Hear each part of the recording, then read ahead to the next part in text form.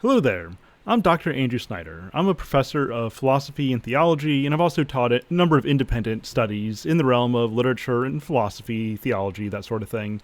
And coming up this October of 2025, I'll be leading a course on the Elder Scrolls and philosophy. And so, what you're about to watch or listen to if you're going through the podcast is the introductory video for that course. And I'm also going to provide one more publicly available video from the course that's going to deal with the creation mythos of the Elder Scrolls. You'll be able to find that on YouTube as well as through the Mythic Mind Games podcast. But for everything else, for the 6-week study that I'll be talking about in this video you're about to watch, you can head over to patreon.com/mythicmind, and you can either purchase the individual course, or what I recommend, become a Tier 3 patron, and that'll give you access to the course link that'll bring you into the classroom. And also have some other upcoming courses, including the Silmarillion near the beginning of 2026, and then in the spring we're going to do the Psychology of Soren Kierkegaard. If those interest you, then I recommend that you go ahead and get an annual Tier 3 patronage, and that's going to give you access to all those courses. But if you don't want to do that right now, then just become a Tier 3 monthly patron or purchase the Elder Scrolls course outright to get access to that particular course. Alright, so now let's go ahead and take a look at the introduction to the Elder Scrolls and philosophy. Hope you enjoy.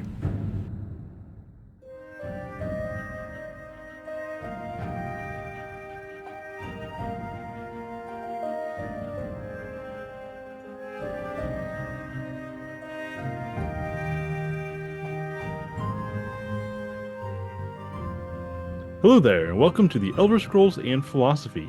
I'm Dr. Andrew Snyder, and I'm really excited to be leading you on this study over the next 6 weeks. Today I'd like to talk to you a little bit about this course, so what it is and why it is and how it's going to operate. So first of all, obviously you know from the title, you know if you sign up from this course, this is going to be taking a look at the Elder Scrolls, specifically Morrowind, Oblivion, and Skyrim, and really digging into the lore, digging into the philosophy as a way of not just nerding out about the series, although surely there's some of that involved here, but also so that we're better equipped to recognize the wisdom that's there, as well as perhaps the folly. We're able to recognize the potential literary kind of value that this franchise provides, and not just this franchise, but really video games more broadly. See, if you've been paying attention to some of my content for the last little while, especially over on the games podcast and some related stuff that I've done, you've already heard some of this, but I think it's worth reiterating that I played a lot of video games in my youth, including things like Morrowind, Oblivion, and Skyrim. But then as I got a little bit older, got into adulthood, got married, had kids, got my PhD, got to a point where I was working a lot. I really, for the most part, stopped playing video games for about a decade or so. I would dabble here and there, mostly in things that I had since my youth. But for the most part, I really stopped, partly just out of practical restraints that I just wasn't at a point in time when it was feasible to play games, or at least when I don't think it was wise for me, at least at that time in my life. But as I started to really discover anew the value of literature and of storytelling in its various forms, I started to revisit some of this prejudice toward the medium of video games that I had developed over time, probably as an overreaction to my youth. Because I wish I read more books as a kid, but looking back, I now really recognize that video games served something like a quasi-literary role for me, in the storytelling, in the world immersion, in the exercise of subcreation, the expansion of my imagination, the cultivation of my ambitions and desires.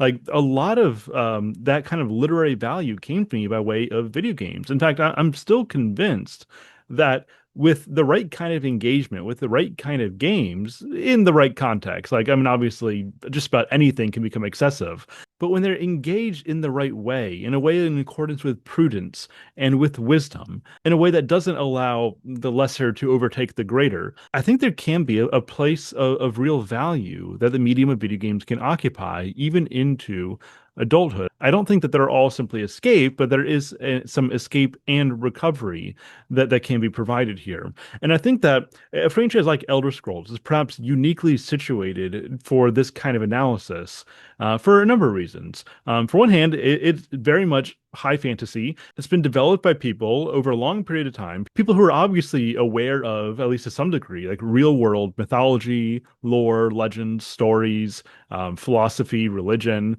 And all that gets built out into this world that is far more massive, is far more intricate than we can cover in this 6 week period. I mean, you could study the philosophy and the lore of the Elder Scrolls for, I mean, I don't know how long, but much longer than 6 weeks. But another thing that's really unique about the Elder Scrolls is that even in the games, there is a pretty strong literary tradition here. Now, I mean, obviously, we're not reading Shakespeare, we're not reading Tolkien, we're not reading Beowulf, and so I'm not trying to make the argument that's going to be to that caliber. Like in the game, I mean, you have full stories and histories. You can find, like, you could easily spend a day going into an in-game library, pulling books off the bookshelf and just reading through them. Now, typically, if you're playing the game, I mean, you're not going to do that. Although, one thing that I picked up from this study that I would actually recommend to you, as nerdy as it is, as, I don't know, when I was working on my PhD dissertation, I began the habit of, like, if I'm going to study something, if I'm going to invest my time in understanding something and presenting something, like I want to read everything that I can about it. And so I picked up this 3 volume set called the Skyrim Library. And so this is just 1 volume. This is the histories. And what this set is, this 3 volume set, is it has every in-game book that is in Skyrim, and it gives it to you like in text, and it's got some high quality paper. It's got some good images and concept art all throughout. And if you get the bundle on Amazon, it's actually not super expensive, and it's actually really interesting because as I said, you're not, if you're playing the games, you're probably not going to sit there and read books, in game. But like the amount of world building that goes into this is actually, it's pretty incredible that they wrote these entire stories, entire histories, entire myths and legends in the game. And as you read through the text, like it's actually really interesting, and it demonstrates a love for world building, a love for myth, a love for lore, an interest in philosophy, and so it makes for actually a really interesting read. Again, I'm not going to say it's like sitting down and reading Tolkien. It's not that caliber, but at the same time, it is really interesting, and it does help to build out a better understanding of what's happening in these games. And so, if you're someone who really just likes to go all in, this is probably going to be the best literature that you can read that is relevant to this course. I mean, I don't know if you're going to be able to read, the entirety of those 3 volumes in 6 weeks, but if you pick up and read some here and there, I think that would be of some benefit to you. Also, I read the Elder Scrolls Anthology, which is a compilation of essays. I was intrigued by the title, but to be honest, it's not very good.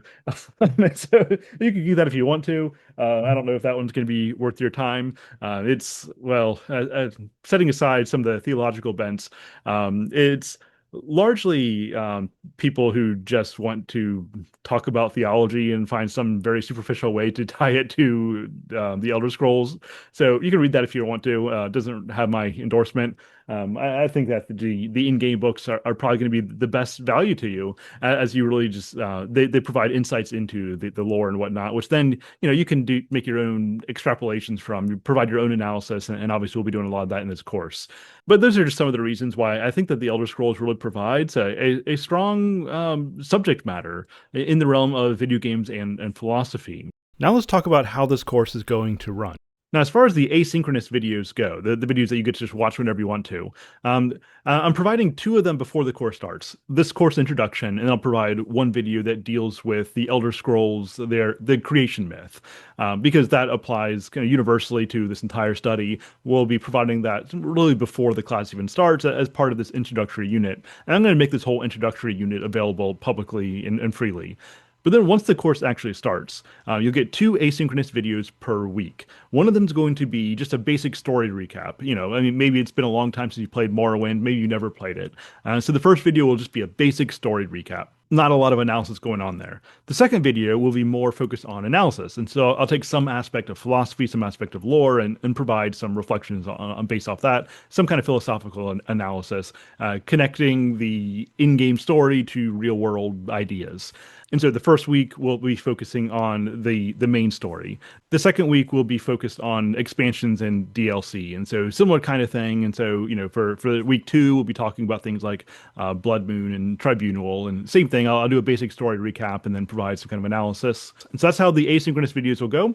Each week we'll have two videos. One's basic story recap, one is some kind of philosophical analysis. And then also each week on Thursdays at 9 o'clock p.m. Eastern Time, we'll be meeting via Zoom to discuss the game, discuss the material, kind of really just wherever you want to go with that, right? The asynchronous videos are largely where I feel inclined to go, but the Zoom meetings are really going to be open-ended to wherever we want to go, right? And so whatever kinds of things interest you, that'll help to guide where that conversation leads us. We can talk about things like, your gameplay experience, as well as broader philosophical and mythological themes. Again, just wherever the conversation naturally goes, I'm very much open to that. And although I'll have some things in my head, if they're needed.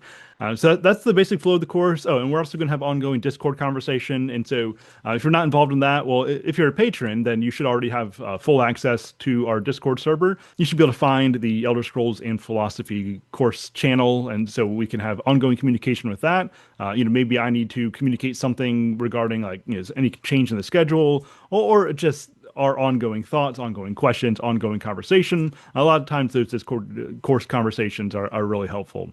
And if you're not a patron, then you can either become one, right? And that'll give you full access to the Discord, as well as early and ad-free access to all the Mythic Mind podcasts, open invitation to the podcast, that sort of thing. So you can go ahead and become a patron if you're not already. Alternatively, if you are enrolled in the course, then you can find that Discord link in the introductory module. That'll take you over to the Mythic Mind general chat, and just let me know when you get there that you're in this course, and I'll give you that specific course permission.